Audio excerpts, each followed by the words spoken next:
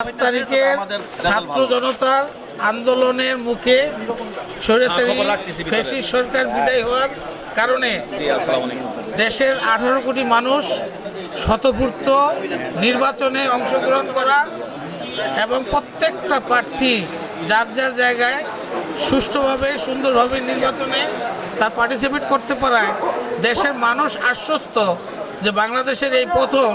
আমার মনে হয় 54 বছরের মধ্যেই প্রথম এই ইউনূস সরকার সাহেব